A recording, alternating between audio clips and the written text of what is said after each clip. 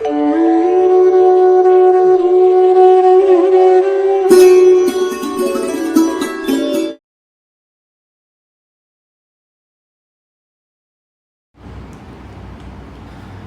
વિદ્યાર્થી મિત્રો, તમે છો વાઇબ્રન્ટ બાયોલોજી ચેનલમાં બ્રિજેશ રાવલ સાથે. અગાઉના લેક્ચરમાં આપણે લઘુ બીજાણુ જનનનો ટોપિક ક્લિયર કરી ચૂક્યા છીએ કે પીએમસીનું અર્ધીકરણ થાય, 4 એકકીય લઘુ બીજાણુનું નિર્માણ થાય અને લઘુ બીજાણુ એટલે કે પરાગરજનું નિર્માણ થાય. હવે ત્યાંથી થોડાક આપણે આગળ વધવાનું છે. તો આપણા જોડે હવેનો જે ક્વેશ્ચન આવે છે એ છે પરાગરજની રચના વર્ણવી. પરાગરજની રચના વર્ણવી નર જન્યુજનક નો વિકાસ સમજાવો. ધ્યાનમાં લેજો કે આપણા જોડે પ્રશ્ન બન્યો છે પરાગરજની રચના વર્ણવી નર જન્યુજનક નો વિકાસ સમજાવો. હવે સૌથી પહેલા આ પ્રશ્ન એ 2 સ્ટેપમાં આપણે ડિવાઈડ કરી દઈએ છીએ. પહેલો સ્ટેપ ક્લિયર કરીએ છીએ પરાગરજની રચના. પહેલો સ્ટેપ ક્લિયર કરીએ છીએ પરાગરજની રચના. પરાગરજની રચના એમાં સૌથી પહેલા ક્લિયર કરીએ છીએ કે આ જે પરાગરજ છે, પરાગરજ એ કદ, આકાર, ધ્યાનમાં લેજો, પરાગરજ એ કદ, આકાર અને રંગમાં વિવિધતા ધરાવે છે. ક્લિયર કર્યું છે? કદ, આકાર અને રંગમાં વિવિધતા ધરાવે છે. હવે ઉલ્લેખ કરી દઈએ એનો વ્યાસ. વ્યાસ કરીએ તો લગભગ એનો વ્યાસ છે 25 માઇક્રોમીટર થી 50 માઇક્રોમીટર. વ્યાસ છે 25 માઇક્રોમીટર થી 50 માઇક્રોમીટર. હવે ત્યાંથી આગળ જરા ક્લિયર કરીએ એનો આકાર. તો આકાર ગોળ હોઈ શકે, લંબગોળ હોઈ શકે, દંડાકાર હોઈ શકે, અંડાકાર હોઈ શકે. ધ્યાનમાં લેજો, આકારમાં ગોળ, લંબગોળ, દંડાકાર, અંડાકાર, પરંતુ સામાન્ય રીતે કેવું હોય? ગોળાકાર રચના છે. સામાન્ય રીતે કેવી રચના છે? ગોળાકાર. હવે ત્યાંથી આગળનો મુદ્દો લઈએ પહેલા કદ, આકાર, રંગમાં વિવિધતા 25 mm થી 50 mm જેટલો એનો વ્યાસ છે. આકાર ગોળ, લંબગોળ, દંડાકાર કે અંડાકાર. સામાન્ય રીતે કયો આકાર જોવા મળે છે? તો ગોળાકાર. બરોબર છે?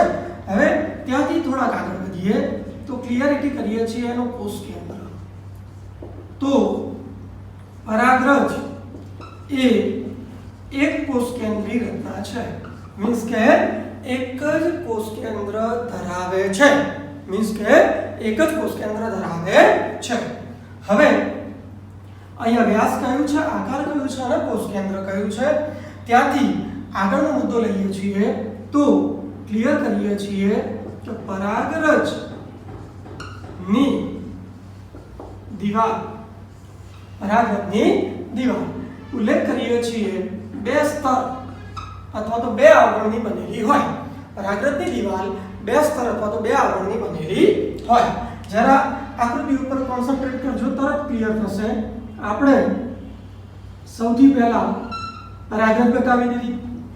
પરાગરજ આકારમાં વિવિધતા હોય પણ સામાન્ય રીતે ગોળ હોય એવું ક્લિયર કરી ચૂક્યા છીએ.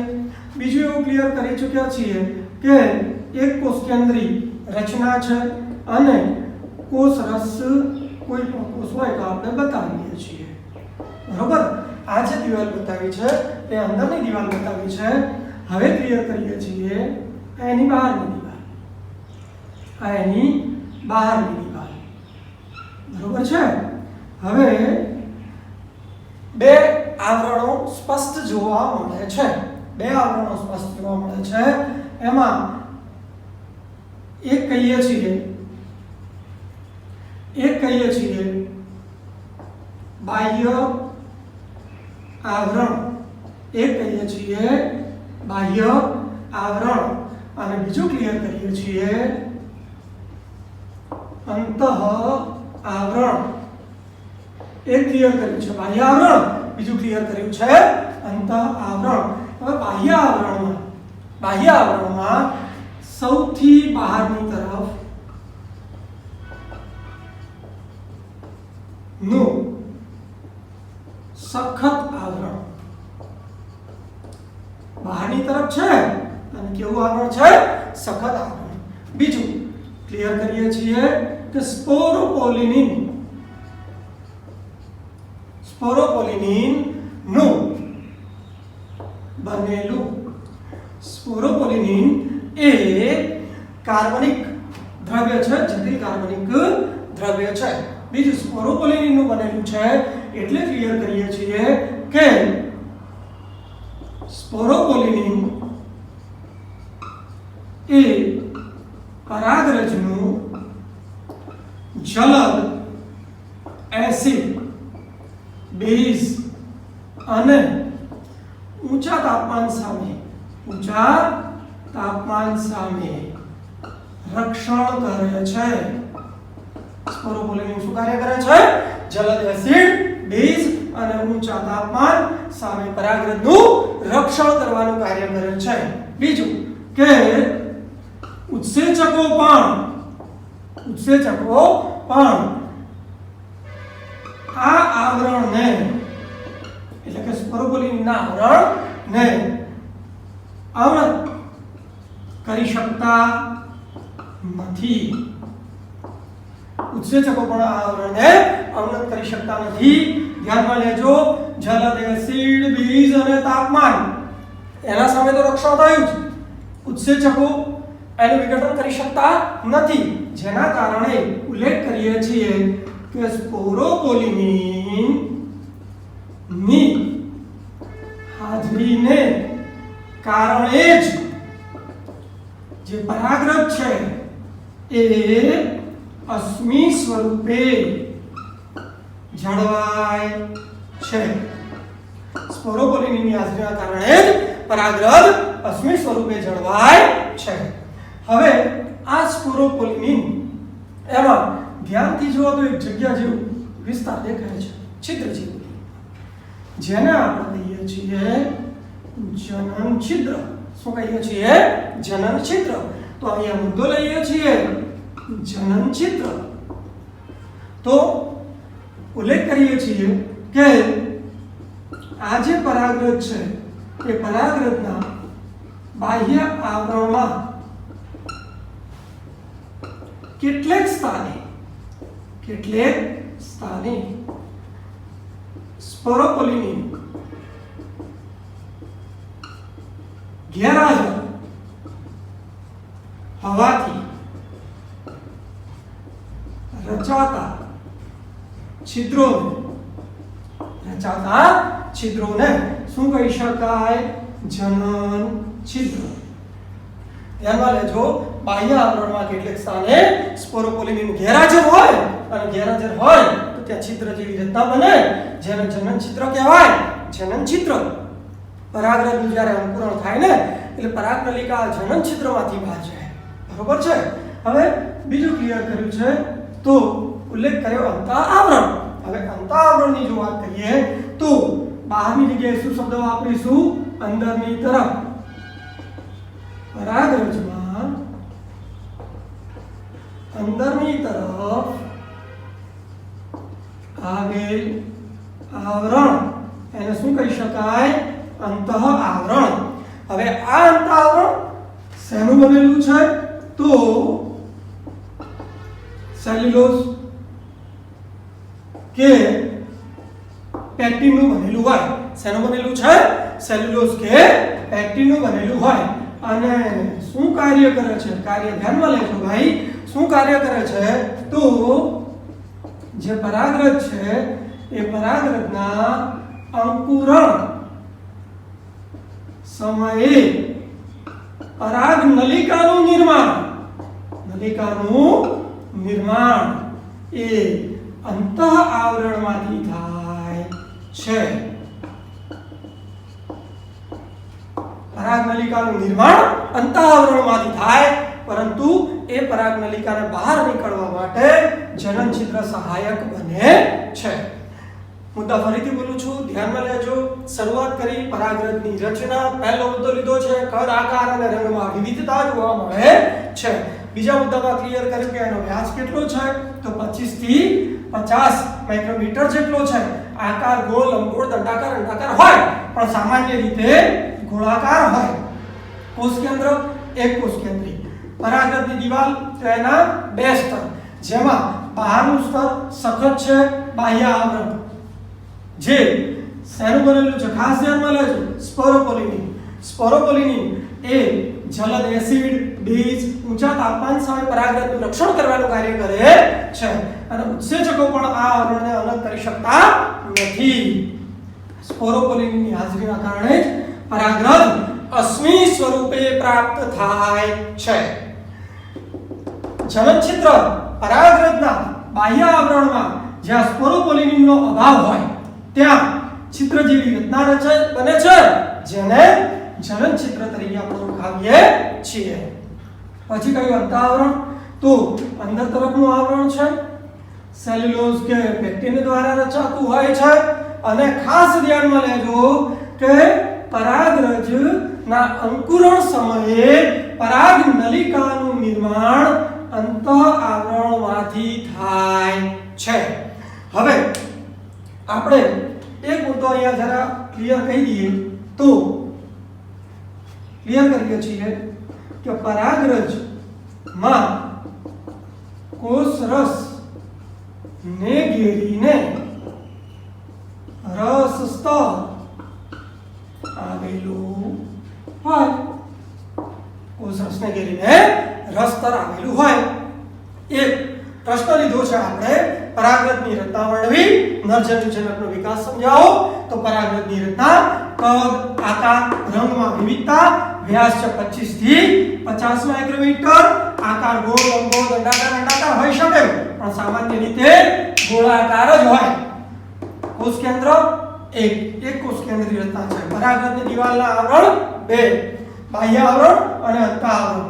બહારની બાજુ અને સખત આવરણ છે, બાહ્ય આવરણ છે, સ્પોરોપોલિનિનનું બનેલું છે. સ્પોરોપોલિનિન એ જટિલ કાર્બનિક દ્રવ્ય છે.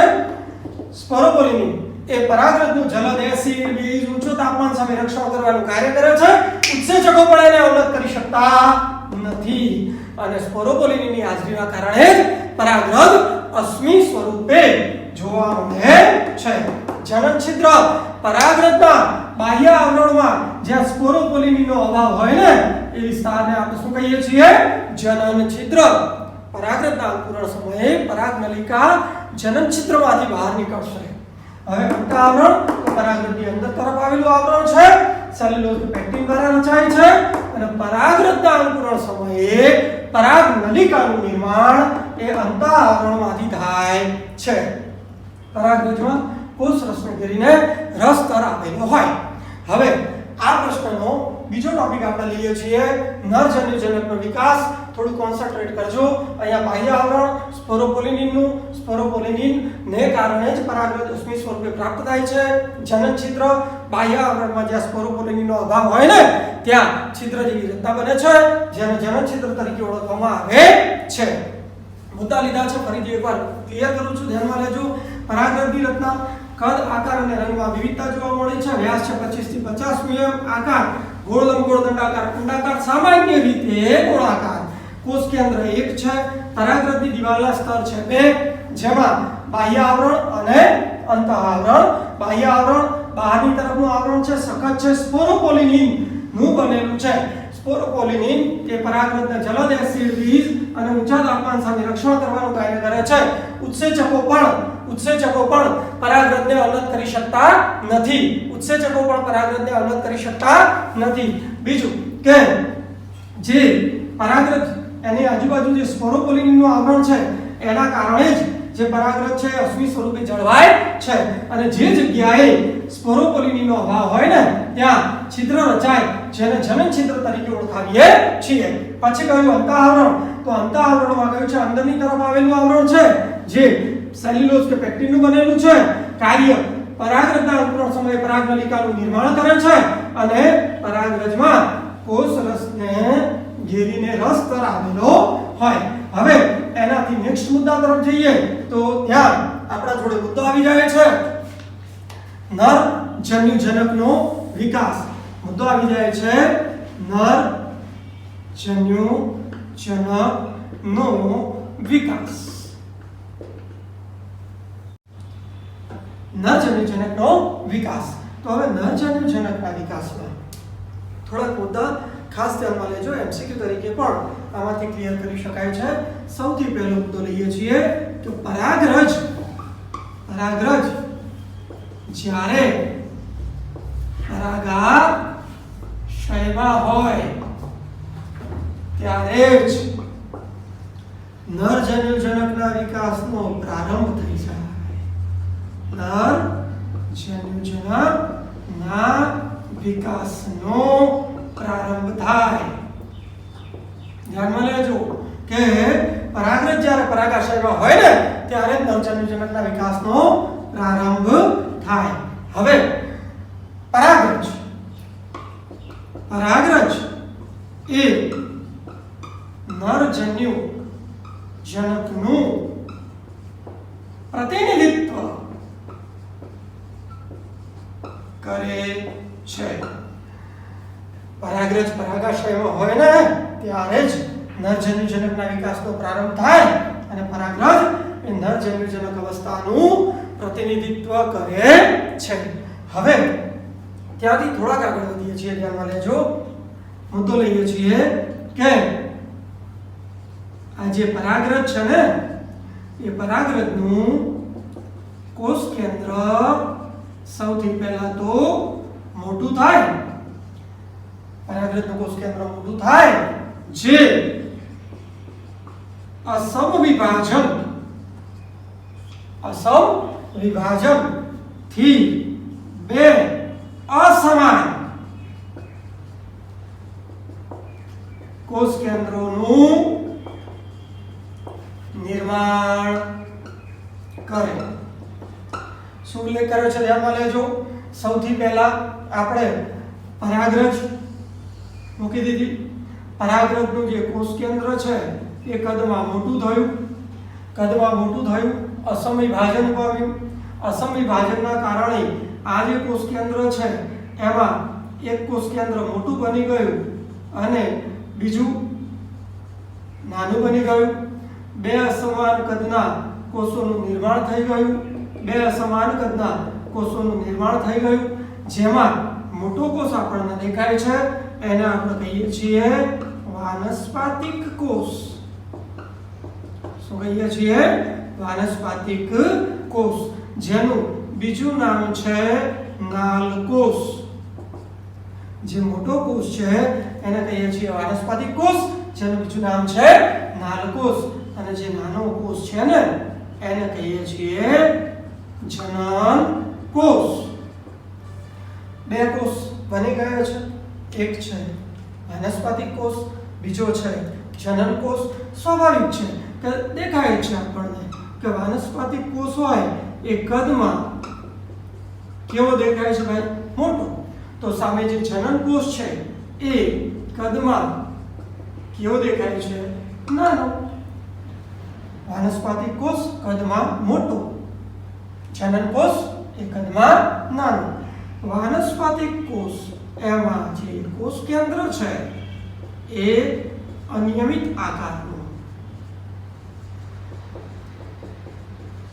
જ્યારે જનન કોષમાં જે કોષ કેન્દ્ર છે એ ત્રાકાકારનું હોય. ધ્યાનમાં લેજો. અસમવિભાજન થયું, અસમાન કદના કોષ કેન્દ્રોનું નિર્માણ થયું, જેમાંથી જે મોટો કોષ બન્યો છે એ વાનસ્પાતિક કોષ છે. એનું બીજું નામ છે નાલકોષ, જેનું કોષ કેન્દ્ર અનિયમિત આકારનું છે. બીજો નાનો કોષ બન્યો, કદમાં નાનો છે, કોષ કેન્દ્ર કેવું છે તો ત્રાકાકાર છે। હવે ત્યાંથી થોડાક આગળ વધીએ છીએ, ધ્યાનમાં લેજો। હવે ધ્યાનમાં લેજો કે વિકાસના આ તબક્કે જે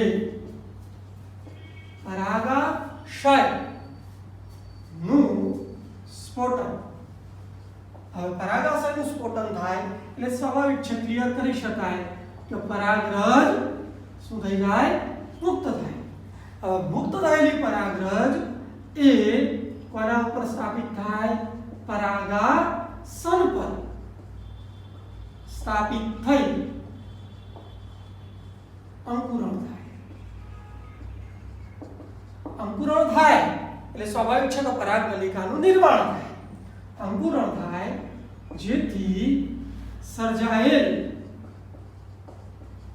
પરાગનલિકા હવે સ્ત્રી કેસરના પરાગાસન પર એનું અંકુરણ થયું છે। એટલે સર્જાયેલી જે પરાગનલિકા છે ને એ ધ્યાનમાં લેજો, સ્ત્રી કેસરનો ભાગ છે, પરાગવાહિની માં થઈ અને ક્યાં પ્રવેશે છે તો બીજાશયમાં પ્રવેશે। ક્યાં પ્રવેશે છે, બીજાશયમાં।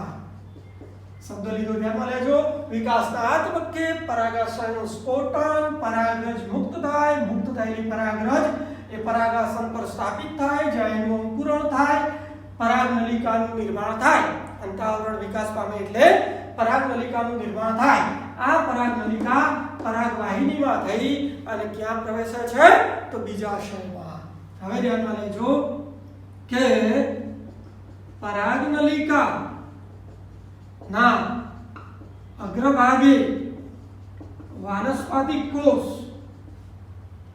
જેનું શું થઈ જાય છે, તનાતર વિઘટન થાય। અગ્રભાગે આવેલ વાનસ્પતિક કોષનું વિઘટન થાય। હવે વિઘટન થઈ ગયું પણ હજી જનન કોષ છે તો ઉલ્લેખ કરીએ છીએ કે જનન કોષ ના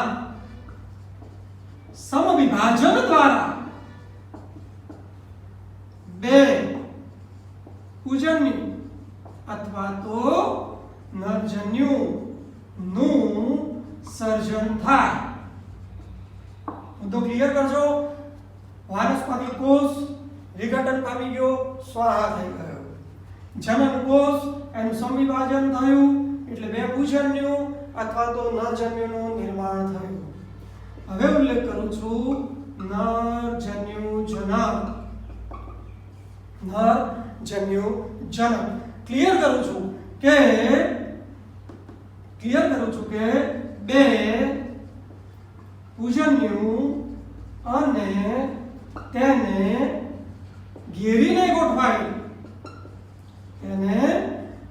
ગોઠવાયેલ પરાગનલિકા ની દીવાલ સંયુક્ત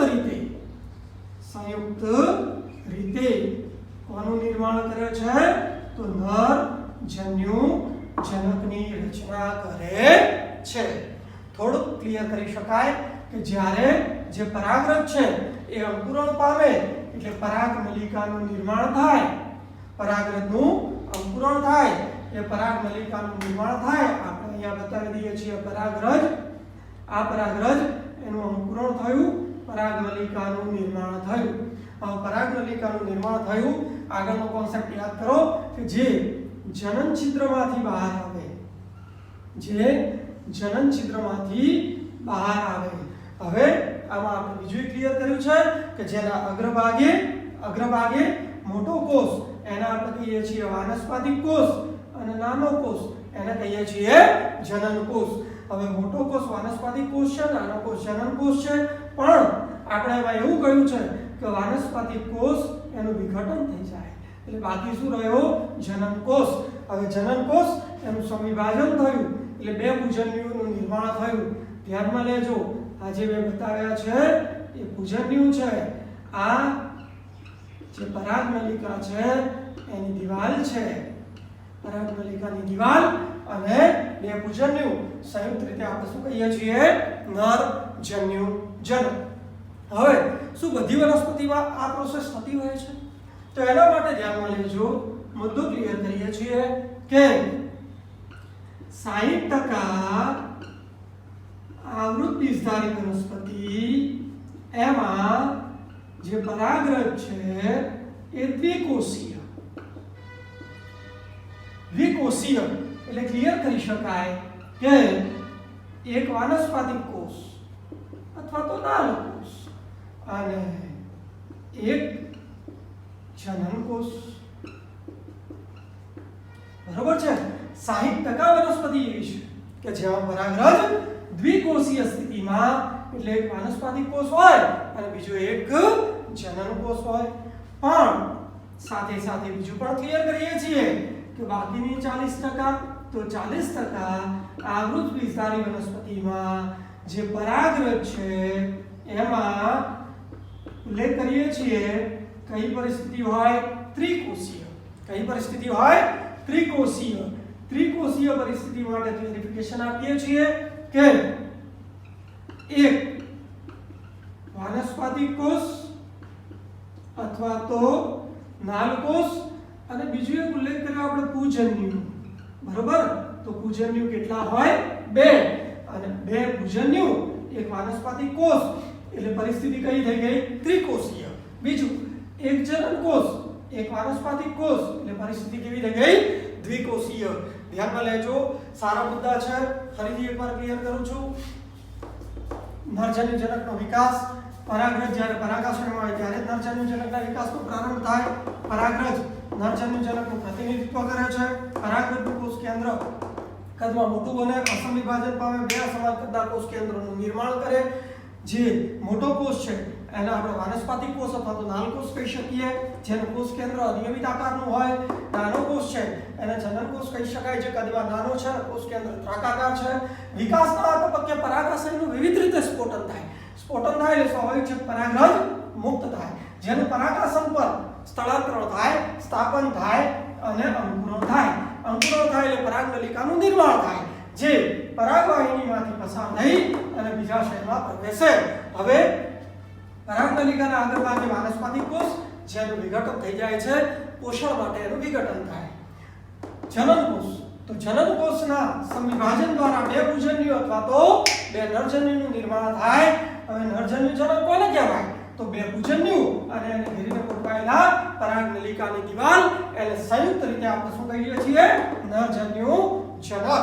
હવે 60% આવૃત બીજધારી વનસ્પતિમાં પરાગરજ દ્વિકોષીય સ્થિતિમાં મુક્ત થતી હોય, જેમાં એક વાનસ્પતિક કોષ અથવા તો નાલકોષ હોય અને એક જનન કોષ હોય. બીજું કે 40% એવી આવૃત બીજધારી વનસ્પતિ છે કે જેમાં પરાગરજ ત્રિકોષીય સ્થિતિમાં મુક્ત થાય. 3 કોષો, જેમાં વાનસ્પતિક કોષ 1 અને પૂજન્યુ કેટલા હોય? 2. ધ્યાનમાં લેજો, પરાગરજ એકીય જ હોય છે એટલે નરજન્યુજનક દરમિયાન ક્યારેય અર્ધીકરણ થતું નથી, સમવિભાજન જ થાય છે. યાદ કરી લો ટોપિક લઘુ બીજાણુ જનન. બરોબર? એમાં પીએમસી નું અર્ધીકરણ થયું હતું. 4 એકીય પરાગરજના નિર્માણની આપણે એમાં ચર્ચા કરી હતી. હવે એમાંથી કેટલાક એસક્યુ પણ ક્લિયર કરી શકાય. દાખલા તરીકે વાનસ્પતિક કોષ છે, જનન કોષ છે, એના સિવાય નરજન્યુજનક એટલે શું? બીજું કે 60% આવૃત બીજધારી વનસ્પતિમાં દ્વિકોષીય સ્થિતિ, જેમાં એક વાનસ્પતિક કોષ એક જનન કોષ અને 40% આવૃત બીજધારી વનસ્પતિમાં પરાગરજ ત્રિકોષીય, જેમાં એક વાનસ્પતિક કોષ અને 2 પૂજન્યુ આવેલા હોય.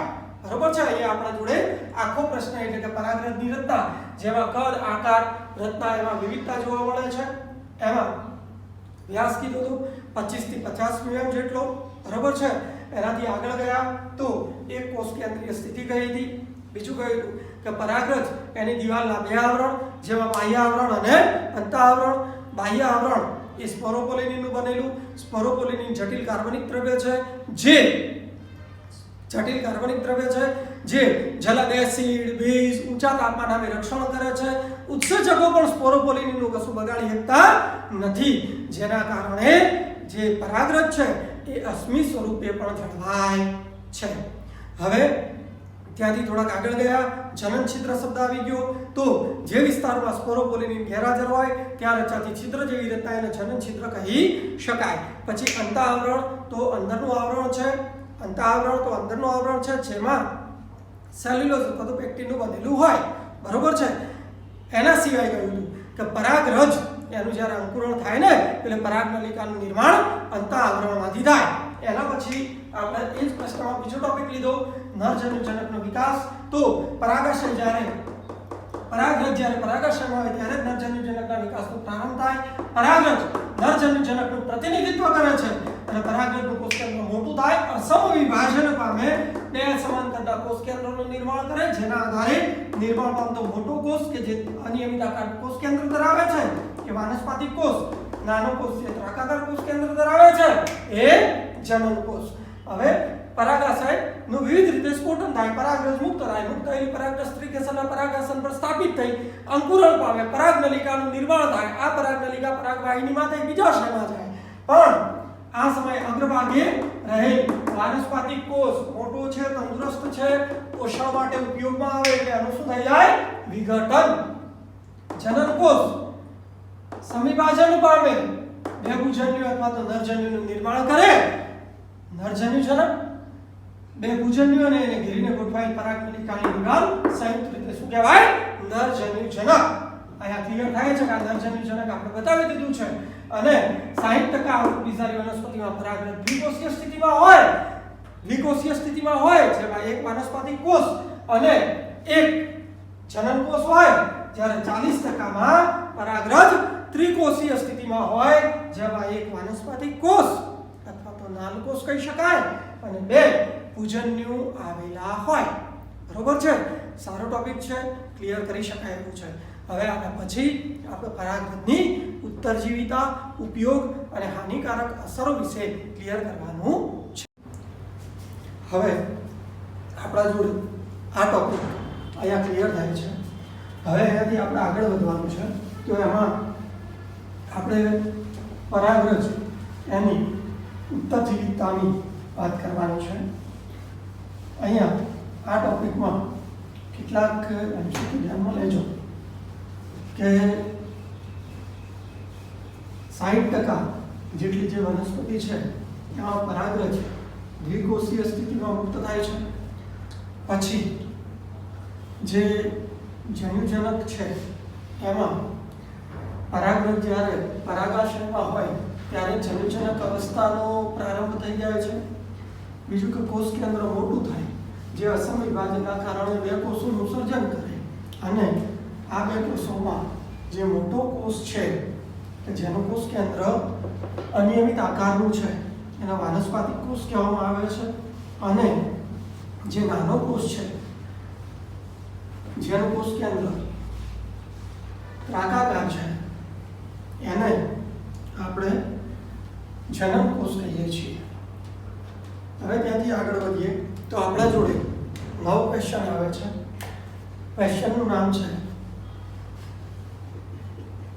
પરાગરજની ઉત્તરજીવિતા સમજાવી. પરાગરજની ઉત્તરજીવિતા સમજાવી, તેનો ઉપયોગ અને હાનિકારક અસર. ઉપયોગ અને હાનિકારક અસરો જણાવો. હવે ધ્યાનમાં લેજો, પ્રશ્નનું નામ એવું છે કે પરાગરજની ઉત્તરજીવિતા સમજાવવાની છે, એનો ઉપયોગ લેવાનો છે અને હાનિકારક અસરો લેવાની છે. તો સૌથી પહેલો મુદ્દો આપણે એમાં લઈએ છીએ કે પરાગરજની ઉત્તરજીવિતા. હવે સ્વાભાવિક છે કે એક પ્રશ્ન આવી જાય કે પરાગરજની ઉત્તરજીવિતા એટલે શું? તો એના માટે ક્લિયર કરું છું કે જે પરાગાશય છે એ પરાગાશયમાંથી મુક્ત થયેલી પરાગરજ, પરાગાશયમાંથી મુક્ત થયેલી પરાગરજ કેટલા સમય સુધી પરાગાસન પર સ્થાપિત થઈ અંકુરણ પામી શકે છે, અંકુરણ પામી શકે છે તે બાબતને જે પરાગરજ છે એની જીવિતતા અથવા તો ઉત્તર જીવિતતા કહેવાય. શું ઉલ્લેખ કર્યો કે પરાગરજ પરાગાશયમાંથી મુક્ત થઈ પણ કેટલા સમય સુધી એનું પરાગાસન પર સ્થાપન થાય તો એનું અંકુરણ થઈ શકે એ બાબતને આપણે શું કહીએ છીએ? પરાગરજની ઉત્તર જીવિતતા તરીકે ઓળખાવીએ છીએ. હવે જો પરાગરજ ફલનમાં ભાગ લેવાની હોય ને, ફલનમાં ભાગ લેવાની હોય તો તેની ઉત્તર જીવિતતા અથવા તો તેની જીવિતતા ગુમાવે તે પહેલા, એની જીવિતતા ગુમાવે તે પહેલા તેનું પરાગાસન પર સ્થાપન થવું જરૂરી છે, સ્થાપન થવું જરૂરી છે. કારણ કે જો પરાગાસન પર સ્થાપન થશે તો એનું અંકુરણ થશે નહીં, તો એનું અંકુરણ થશે નહીં. હવે સ્વાભાવિક છે કે વનસ્પતિ તો ઘણી છે, તો ઉલ્લેખ કરીએ છીએ જુદી જુદી વનસ્પતિઓની પરાગરજ એની ઉત્તર જીવિતતા નો સમય ગાળો કેવો હોય? જુદો જુદો. જુદી જુદી વનસ્પતિ હોય તો એમાં ઉત્તર જીવિતતાનો સમયગાળો કેવો હોય? જુદો જુદો. સ્વાભાવિક છે કે એમાં આપણે ઉદાહરણ આપી શકીએ. ઉદાહરણમાં આપણે જાણીએ છીએ ધાન્ય, ધાન્ય, ઘઉં, ચોખા, બરોબર. બીજા ઉદાહરણ પણ આપી શકાય જેમાં જે પરાગરજ છે એની ઉત્તર જીવિતતાનો સમય, ઉત્તર જીવિતતા એ કેટલી છે?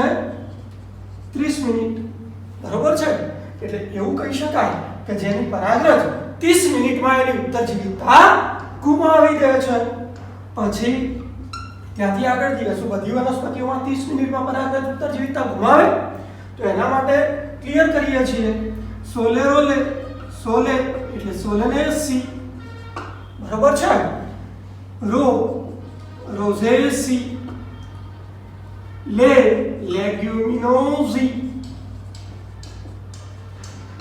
કુળની જે વનસ્પતિઓ છે એમની પરાગરજ કેટલાક મહિનાઓ સુધી ઉત્તર જીવિતતા ધરાવે છે. ક્લિયર કહું છું, એમસીક્યુ ક્લિયર કરી શકાય કે ધાન્ય, ધાન્ય એમાં પરાગરજ એની ઉત્તર જીવિતતા એટલે કે પરાગાશયમાંથી મુક્ત થયા બાદ એ 30 મિનિટ સુધી એની પોતાની અંકુરણ ક્ષમતા રાખવી શકે છે. સોલેરોલે, સોલેનેસી, રો, રોઝેસી, લે, લેગ્યુમિનોઝી કેટલાક મહિનાઓ સુધી પોતાની ઉત્તર જીવિતતા દર્શાવે છે. હવે આપણે મોટા ભાગે અત્યારે આર્ટિફિશિયલ વર્લ્ડમાં છીએ, તો એના અનુલક્ષીને એક મુદ્દાનું ક્લેરિફિકેશન આપું છું કે કેટલીક વનસ્પતિની પરાગરજને -196 તાપમાને જાળવી શકાય છે. મીન્સ કે એની ઉત્તર જીવિતતા જાળવી રાખવા માટે એને કેટલું તાપમાન આપીએ છીએ? -196 તાપમાને જાળવી શકાય. બીજું ક્લિયર કરું, જાળવી શકાય છે જેના માટે કોનો ઉપયોગ કરવામાં આવે છે ખાસ ધ્યાનમાં લેજો પ્રવાહી નાઇટ્રોજન નો ઉપયોગ કરવામાં આવે છે -196°C તાપમાને પ્રવાહી નાઇટ્રોજનમાં આ પરાગરજની જાળવણી કરવામાં આવે છે આગળ તમે ભણશો શીત જાળવણી એક ઉલ્લેખ આવશે એમાં પણ આનો ઉલ્લેખ કરીશું આપણે હવે ચલો આ પરાગરજના આપણે પ્રવાહી નાઇટ્રોજનમાં 196°C જાળવી હવે એનો ઉપયોગ શું કરી શકાય તો પરાગરજ નિધિ તરીકે અને પાક સંવર્ધિત જાતિ એના ઉત્પાદનમાં એનો ઉપયોગ કરવામાં આવે છે ધ્યાનમાં લેજો પરાગરજની ઉત્તરજીવિતતા પરાગાશયમાંથી મુક્ત થયેલ પરાગરજ કેટલા સમય સુધી પરાગાસન પર સ્થાપિત થઈ અને અંકુરણ પામી શકે છે એ બાબતને શું કહેવાય પરાગરજની ઉત્તરજીવિતતા પછી કહ્યું છે કે પરાગરજ જો ફલનમાં ભાગ લેવાની હોય ને તો એ પોતે જીવિતતા ગુમાવે એ પહેલા એનું પરાગાસન પર સ્થાપન થવું જરૂરી છે બીજું જુદી જુદી વનસ્પતિઓની પરાગરજની ઉત્તરજીવિતતાનો સમયગાળો જુદો જુદો હોય ધાન્ય ઘઉં ચોખા મકાઈ એમાં પરાગાશયમાંથી મુક્ત થયેલી પરાગરજ એ 30 મિનિટમાં એની ઉત્તરજીવિતતા ગુમાવે છે એટલે 30 મિનિટ સુધી જો એનું સ્થાપન થશે ને તો એ અંકુરણ પામશે એમ કહી શકાય આ બીજું કે સોલેનેસી રોઝેસી અને લેગ્યુમિનોઝી કુળ છે જેની વનસ્પતિ કેટલા મહિનાઓ સુધી એની પરાગરજ ઉત્તરજીવિતતા ધરાવે છે હવે ત્યાંથી થોડાક આગળ જઈએ આપણા જોડે આમાં મુદ્દો છે જ કે પરાગરજની ઉત્તરજીવિતતા સમજાવી તો આ મુદ્દો ક્લિયર કર્યો હવે ઉલ્લેખ કરીએ છીએ ઉપયોગ ક્લિયર કરીએ છીએ પરાગરજનો ઉપયોગ ક્લિયર કરીએ છીએ પરાગરજનો ઉપયોગ હવે પરાગરજનો ઉપયોગ તો ક્લિયર કરીએ છીએ કે જે પરાગરજ છે ને એ પોષક દ્રવ્યોથી સમૃદ્ધ છે જેથી તેનો ઉપયોગ એ ક્લિયર કરીએ છીએ ધ્યાનમાં લેજો પૂરક આહાર અને ગોળીઓ સ્વરૂપે કરવામાં આવે છે પોષક દ્રવ્યો ધરાવતી વસ્તુ એનો ઉપયોગ આપણે પૂરક આહાર તરીકે કરી શકીએ છીએ બીજું કે આપણે તો ટોટલ પશ્ચિમી સંસ્કૃતિ અપનાવી લીધી છે તો ક્લિયર કરીએ છીએ કે પશ્ચિમી દેશોમાં જે આ પરાગરજ છે એ પરાગરજની ગોળીઓ અને સિરપ એ બજારમાં ઉપલબ્ધ એટલે કે બજારમાંથી ખરીદીને પણ એનો ઉપયોગ કરવામાં આવે છે અને ખાસ ધ્યાનમાં લેજો કે રમતવીરો અને રેસમાં ભાગ લેતા રેસમાં નહીં પણ રેસમાં ભાગ લેતા ઘોડાના દેખાવમાં એટલે કે પ્રદર્શનમાં બરાબર સુધારો કરવા માટે પરાગરજ નો ઉપયોગ કરવામાં આવે છે પરાગરજનો ઉપયોગ કરાય છે ધ્યાનમાં લેજો મુદ્દા લીધા છે કે પરાગરજનો ઉપયોગ પોષક દ્રવ્યોથી સમૃદ્ધ પૂરક આહાર અને ગોળીઓ તરીકે ઉપયોગ કરવામાં આવે બીજું પશ્ચિમી દેશોમાં તો એની ગોળીઓ અને સિરપ એ બજારમાં ઉપલબ્ધ છે એના સિવાય રમતવીર અને રેસમાં ભાગ લેતા જે ઘોડા છે એ પોતાનું પ્રદર્શન સુધારવા માટે આ પરાગરજનો ઉપયોગ કરે છે ક્લિયર કર્યું છે પોષક દ્રવ્યોથી સમૃદ્ધ છે બરોબર છે હવે ત્યાંથી આગળનો મુદ્દો અહીંયા લઈએ છીએ કે એની હાનિકારક અસરો ઉલ્લેખ કરીએ છીએ હાનિકારક અસરો. હવે જો હાનિકારક અસરોની આપણે વાત કરતા હોય તો ઘણી જાતિઓની જે પરાગરજ છે ધ્યાનમાં લેજો કે ઘણી જાતિઓની પરાગરજ એ તીવ્ર એલર્જી પ્રેરક. ઘણી જાતિઓની પરાગરજ તીવ્ર એલર્જી પ્રેરક. સાથે સાથે ક્લિયર કરું છું તેમજ ધ્યાનમાં લેજો તેમજ આ પરાગરજ એ શ્વાસવાહિકા ની યાતનાઓ પ્રેરે છે. યાદ કરો ધોરણ 11 શ્વસન સંબંધિત રોગો, બરોબર. તો એમાં એક શબ્દ આવી ગયો છે અસ્થમા. આપણે જાણીએ છીએ કે એલર્જી પ્રેરક રોગ છે, બરોબર. અસ્થમા છે, બ્રોન્કાઇટિસ છે, આ એલર્જી પ્રેરક રોગ છે જેના માટે કઈક અંશે પરાગરજ પણ જવાબદાર માનવામાં આવે છે. ત્યાંથી થોડાક આગળ વધીએ તો આપણો ભારત દેશ એ આયાત ખૂબ કરે છે. તો આયાત કરેલ ઘઉં ની જાત સાથે એક અશુદ્ધ જાતિ આપણા ભારતમાં પ્રવેશી અને એ અશુદ્ધ જાતિ છે પાર્થેનિયમ ગાજર ઘાસ. અને બીજું કે આપણે તો મહેમાન ગતિમાં માણવાવાળા છીએ એટલે આ જે પાર્થેનિયમ જે ભારતમાં આવ્યા ને છોડીને જતા નથી.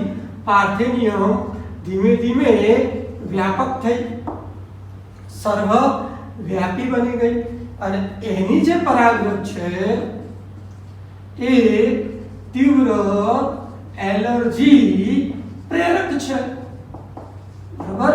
ધ્યાનમાં લેજો કે ઘણી જાતિઓની પરાગરજ એલર્જી પ્રેરે છે, શ્વાસવાહિકાની યાતના માટે જવાબદાર છે, અસ્થમા, બ્રોન્કાઇટિસ જેવા રોગો માટે પણ જવાબદાર ગણવામાં આવે છે, જે શ્વસન સંબંધિત રોગો છે. અને આપણે આયાત કરેલી જે ઘઉંની જાત છે એના સાથે અશુદ્ધ જાતિ તરીકે ગાજર ઘાસ, પાર્થેનિયમ, એને કેરેટ ગ્રાસ પણ કહી શકાય, જે ભારતમાં પ્રવેશી અને સર્વવ્યાપી બની ઝડપથી છવાઈ ગઈ અને એની પરાગરજ એ તીવ્ર એલર્જી પ્રેરક ગણવામાં આવે છે. ફરીથી મુદ્દો લઉં છું, ધ્યાનમાં લેજો. એમસીક્યુ પણ થોડા ક્લિયર કરી શકાય.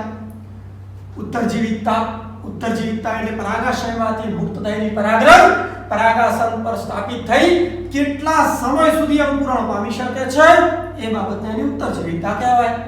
જો ફલનમાં ભાગ લેવાની હોય તો ઉત્તરજીવિતતા ગુમાવે એ પહેલા એનું સ્થાપન થવું જરૂરી છે. જુદી જુદી વનસ્પતિની જાતિઓ છે એની પરાગરજ અને ઉત્તરજીવિતતાનો સમયગાળો કેવો હોય? જુદો. ઉદાહરણ છે ધાન્ય, એમાં પરાગરજની ઉત્તરજીવિતતા તો લગભગ 30 મિનિટ જેટલી છે. પરાગાશયમાંથી મુક્ત થયેલી પરાગરજ 30 મિનિટમાં એની ઉત્તરજીવિતતા ગુમાવે છે. સોલે એટલે સોલેનેસી, રો એટલે રોઝેસી, લે એટલે લેગ્યુમિનોસી, એની કેટલીક જાતિઓમાં મહિનાઓ સુધી પણ એ અંકુરણ ક્ષમતા રાખવી શકે છે. કેટલીક વનસ્પતિ એની જે પરાગરજ છે એને -196°C તાપમાને પ્રવાહી નાઇટ્રોજનમાં જાળવી શકાય છે. બીજું કે એનો ઉપયોગ પરાગરજ નિધિ અને પાક સંબંધિત જાતિમાં કરવામાં આવે છે. પરાગરજ નિધિ બેંકમાં નોટો જમા કરીએ છીએ એમ પરાગરજ નિધિમાં પરાગરજનો સંગ્રહ કરવામાં આવે, બીજ નિધિમાં બીજનો સંગ્રહ કરવામાં આવે. ત્યાર પછી ઉપયોગ. પરાગરજ પોષક દ્રવ્યોથી સમૃદ્ધ છે, પૂરક આહાર અને ગોળી તરીકે એનો ઉપયોગ કરવામાં આવે છે. બીજું કે પશ્ચિમી દેશોમાં તો બજારમાં જ એની ગોળીઓ અને સિરપ ઉપલબ્ધ છે. રમતવીરો અને રેસમાં ભાગ લેતા ઘોડા એ દેખાવ એટલે કે પ્રદર્શનમાં નંબર 1 પ્રાપ્ત કરવા માટે આ પરાગરજનો આહાર તરીકે ઉપયોગ કરવામાં આવે છે. હવે એની હાનિકારક અસરો તો ઘણી જાતિઓની પરાગરજ તીવ્ર એલર્જી પ્રેરક છે. બીજું કે શ્વાસવાહિકાની યાતનાઓ પ્રેરે છે. ઉદાહરણ આપી ચૂક્યા છીએ અસ્થમા અને બ્રોન્કાઇટિસ શ્વસન સંબંધિત રોગો છે જે એલર્જીના કારણે પ્રેરાય છે. અને આયાત કરેલ ઘઉંની જાતિ સાથે એક અશુદ્ધ જાતિ આપણા ઇન્ડિયામાં પ્રવેશી પાર્થેનિયમ ગાજર ઘાસ કેરોટ ગ્રાસ કહી શકાય, જે ધીમે ધીમે છવાઈ ગઈ અને એની પરાગરજ એ તીવ્ર એલર્જી પ્રેરક તરીકે લેવામાં આવે છે. અહીંયા આપણા જોડે આ પરાગરજની ઉત્તરજીવિતાનો ટોપિક અહીંયા ક્લિયર થઈ જાય છે.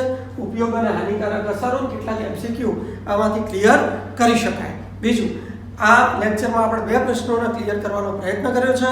પરાગરજની રચના અને નરજન્યુજનકનો વિકાસ પહેલો ક્વેશ્ચન લીધો હતો. બીજો ક્વેશ્ચન લીધો છે પરાગરજની ઉત્તરજીવિતા સમજાવી ઉપયોગ અને હાનિકારક અસરો લીધો છે. બરોબર. જો તમને આ વિડિયો ગમ્યો હોય તો લાઈક અને શેર કરો અને આ ચેનલને સબસ્ક્રાઇબ કરો.